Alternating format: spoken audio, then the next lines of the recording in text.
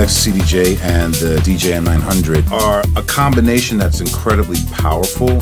They became the industry standard a while ago. Every time there's a new model, there's new improvements that make me perform better.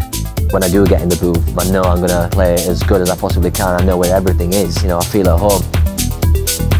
High-resolution audio means a lot to me, especially when you're out there in a club. One of the main advantages is the ability to play lossless files. You're losing information in a low-res quality MP3. Anything in 96K, 24-bit, FLAC, wireless ARFFs. So in my rider, I have everything set up digitally. I don't feel like there's anything else that would sound as good as the CDJ.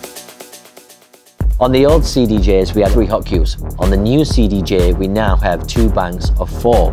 For myself, being in the studio, I like to dissect each record, and it's very, very simple. You do this in Record Box. Red for acapellas, green for drums, blue for synths, and if you like to shoot things off the fly, it brings out more possibilities. When you press a hot cue that's not taken during a track, it instantly sets it. So this means it's already there by pressing it. If you want to delete it, you just hold this little button here and you click the cue point where you want to delete it. Being able to change the quantized value really quickly is great, because when you're looping, you want it quantized to 1 beat, but then if you're going to be doing some mashing up of the hot cues and more performance-based stuff, you can change your quantized value to something smaller, like 1/4. The slip reverse is a very useful tool. There was nothing wrong with the reverse before, but you have to have it in slip mode to engage it. With this, it's just instantly there. I remember that I was playing with one of the original models, and it had this little button here where you can actually loop a song into 4 beats. It's not only back, but it has more features. This means you can immediately jump into a loop, half that loop again, and make it go really small and exit out of it. If you have this little unit here, I can edit the record on the fly. And I think it's amazing that you can actually plug and play with the new decks as well. You can control cue points, and then you don't have to skip between the 4.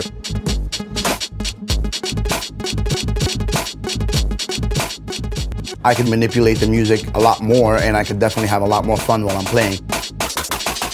Beat jumping for me is a big deal. It's being able to remix on the fly. To be able to jump around is a huge advantage.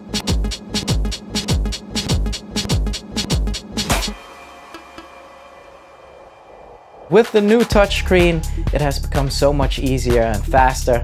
The ability to get to your tracks, the paging is just a lot more intuitive. And this is by far the biggest, brightest, crispest, cleanest picture we've ever had. So you can tell from the waveform when the beat drops or when the bass comes in by that it's red, and when all the frequencies simmer down, it will get more towards blue.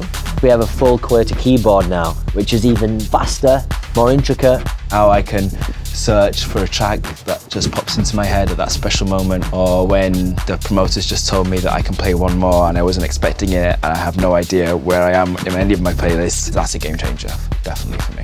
The shortcut button's great. You can get to your playlist and you can load your setting really quickly. Sometimes I'd find myself in a different section on a different hard drive or on the tag list, and I'd have to think, oh, where am I? Go back and go to that. With the shortcut, I'm able to just see exactly what's going on. You are able to adjust so many things with just one button. Or you can also change the phase meter. If you go to the Type 2 one, for example, there you can see how precise you can actually mix into the next track. You can change your waveform into blue or RGB. It's just one button press away from all kinds of features you really want at your fingertips. If you've got a playlist of like 1,000 tracks in, completely unorganized, then you can use the track filter button and work out which tracks are going to mix harmonically and within which tempo range. Set it to your master deck, which is playing elsewhere, and then in that playlist you're going to see just the tracks which you've set your filter parameters to. So if I use the track filter button here, I can set these parameters. Let's say I want 4% BPM range of what's currently playing over there, and we're going to have a related key as well. Set it to master player, so it's set to the deck that's playing out loud, and then when I hit the track filter button, it's only going to show me the tracks that mix harmonically and are within that range. And then you have my tag, where you can now search by whatever you tagged your records with. So whether it be techno or housey or deep techno or after hours, you can actually go in now and search by those tags.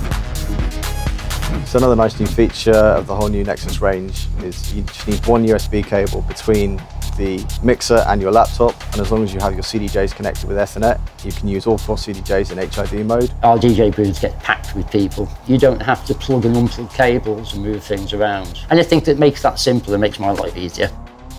For me, DJing is about creating a vibe, creating an environment, creating a mood, taking people on a journey. When I'm DJing, I want to feel free in my way of making music, and these products just leave me this freedom. The new CDJs will definitely make my experience a lot more fluid. I need those functions so I can make a simple record sound absolutely insane. I can manipulate the music a lot more, and I can have a lot more fun while I'm playing. It's the peace of mind that I get knowing that I have the best equipment I can.